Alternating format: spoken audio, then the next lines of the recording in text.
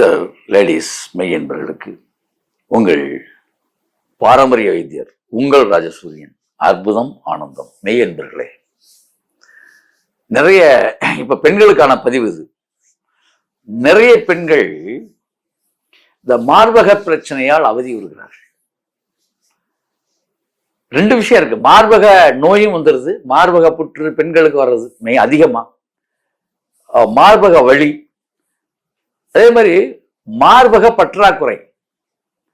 தங்களுக்கு ஒரு இழுக்காவே அது நிறைய பேர் அது ஒரு பாவம் மனசுல வருந்தி போயிடுவாங்க. ஏன்னா பெண்களுடைய இலக்கணங்கள்ல அதுவும் ஒண்ணு. அந்த மார்பக கவர்ச்சி என்பது அவர்களுக்கே உரித்தான ஒரு அற்புதமான சங்ககால இலக்கிய நூல்கள்லாம் சொல்றக்கூடிய ஒரு அற்புதமான விஷயம். அப்ப அந்த பெண்மை கூறுடைய அழகு வந்து அந்த கொங்கைகளால் தான் வெளிப்படும் சொல்லுவாங்க தமிழ்ல. மார்பகத்துக்கு பேர் கொங்கைகள் என்று இலக்கிய நூல்கள் சொல்லும். அப்ப கொங்கை சிறப்புற மங்கை இருக்க வேண்டும் என்பது நம்முடைய சங்க தமிழ் சொல்லக்கூடிய கருத்து. அப்படிப்பட்ட ஒரு அற்புதமான ஒரு உடல்வாகை ஏற்படுத்துவதற்கு என்ன செய்வது?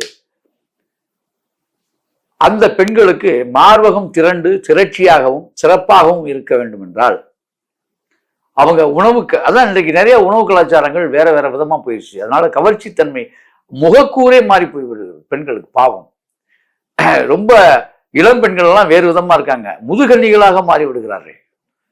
உணவுக்கூறு தான் அதுக்கு. இப்போ விஷயத்தை சொல்லிடுறேன், கேட்டுக்குங்க. அதாவது கண்டிப்பாக இவர்கள் வாரத்தில் 3 முறை வெந்தய களி சாப்பிட வேண்டும். வெந்தயம் அது மட்டும் இல்ல, தாய்மை, அதாவது பால் ஊறாத தாய்மார்களுக்கான மருந்தே வெந்தயக்களி தான்.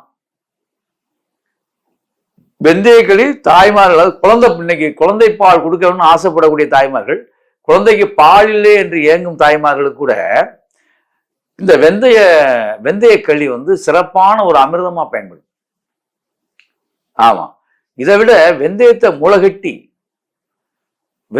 முளைகட்டிட்டு அதுக்கப்புறம் அதை நிழல உலர்த்தி காய வச்சு அதை பொடி பண்ணி வச்சுக்கிட்டு பாலில் கலந்து சாப்பிட்டால் தினமும் காலை மாலை 2 வேளை பாலில் கலந்து வயதுக்கு வந்த கன்னிகள், மார்பக பற்றாக்குறை உள்ளவர்கள் பாலில், அதாவது முளைகட்டிய வெந்தயத்தை முதல்ல நல்ல வெள்ளை துணி வீட்டில் வச்சு நிழல் காய்ச்சலா காய வைக்கணும். முளை கட்டிடணும். முதல்ல முளை கட்டுவது என்பது தெரியுமில்ல உங்களுக்கு. ஒரு வெள்ளை துணியில தண்ணியை தெளிச்சு வெள்ளை துணியில கட்டி வச்சிட்டீங்கன்னா 3 நாளையில முளைச்சு, அதாவது தண்ணி தெளிச்சுக்கிட்டே வரணும். அதுல முளை விட்டுரும். நல்ல முளை விட்ட பின்னால அதை எடுத்து அப்படியே ஒரு துணியை விரிச்சு, காட்டன் துணியை விரிச்சு அப்படியே நீங்க காய வச்சிடணும். அப்படி காய வச்சிட்டீங்கன்னா ஒரு 1 வீக் காய வைக்கலாம் நல்லா. அதை அப்படியே தூள் பண்ணி எடுத்து வச்சுக்கணும். அதோட அப்படியே அதை நீங்க தினமும் 1 ஸ்பூன் எடுத்து பாலில் மிக்ஸ் பண்ணி கொஞ்சம் மஞ்சள் பொடி கூட போட்டுக்கலாம். ஏன்னா சளி பிடிக்காமல் இருக்க மஞ்சள் பொடி போட்டு, அப்படி மஞ்சள் பொடி கண்டிப்பாக போடணும். சுக்குத்தூளும் அதை பயன்படுத்தணும். கண்டிப்பாக சுக்குத்தூள் பயன்படுத்தணும்.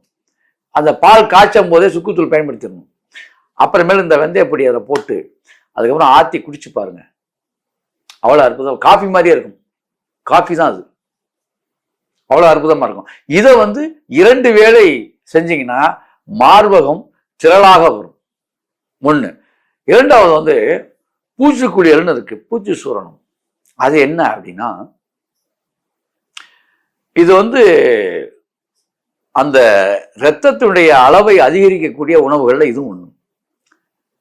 பசலைக்கீரைன்னு ஒரு கீரை இருக்கு. விடலை பசலை ஏவட்டும் சொல்லி ஒரு பாடல், சித்திரப்பாட்டே இருக்கு. விடலைன்னா விடலை பொண்ணுன்னு சொல்லுவாங்க. அதாவது வயதுக்கு வந்த பருவ பெண்கள்.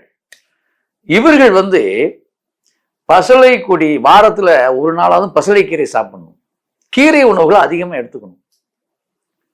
கண்டிப்பா கீரை உணவுகள் நிறைய எடுத்துக்கிட்டீங்கன்னா கண்டிப்பாக பல மாற்று காணும்.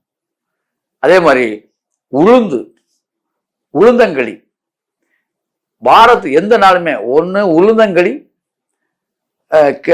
அதே மாதிரி உளுந்தங்களி எடுத்துக்கணும்.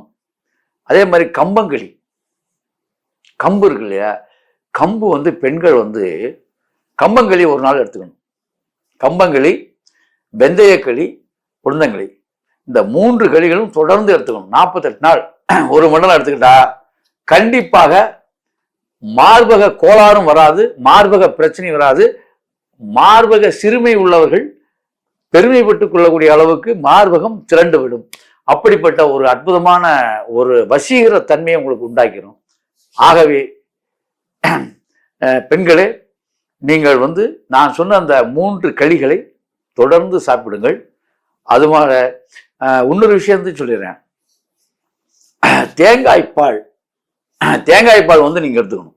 தேங்காய்ப்பால் எப்படி எடுக்கணும்னா, காலையில தேங்காய்ப்பால் கண்டிப்பாக எடுக்கணும். வெறும் வயிற்றில் எடுக்கணும். இந்த தேங்காய்ப்பால் எடுக்கும் போது 2 கிராம்பு மட்டும் தட்டி போட்டுருணும். இல்லை, கிராம்பு தேங்காய் தட்டி போட்டுட்டு முடிஞ்ச அந்த முளைகட்டின வெந்தயம் இருக்கு பார்த்தீங்களா, அந்த பொடி தயார் பண்ண சொன்னேன், அது கூட ஒரு அரை ஸ்பூன் கலந்துக்குங்க. அதில் தேங்காய்ப்பாலில் கலந்துக்குங்க. அந்த தேங்காய்ப்பாலை காலையில் பருகுங்க. ஒரு வேளை மட்டுமே தேங்காய்ப்பால் காலைல. இவ்வளவுதாங்க. இதுகளை நீங்க பண்ணிட்டு வந்தாலே எதுவுமே செய்ய வேண்டாம். இயற்கையாகவே உங்களுடைய உடற்கூறு மாறும், வசீகர முகம் செழிப்படையும், வேறு விதமா நீங்க பெண்மைக்குரிய உண்மையான கவர்ச்சி பெண்ணாக நீங்கள் மாறுவீர்கள் என்பது எந்த விதமான ஐயமும் இல்லை. ஆகவே பெண்களே, இப்படி செய்து அப்படி வாழுங்கள். அற்புதம், ஆனந்தம்.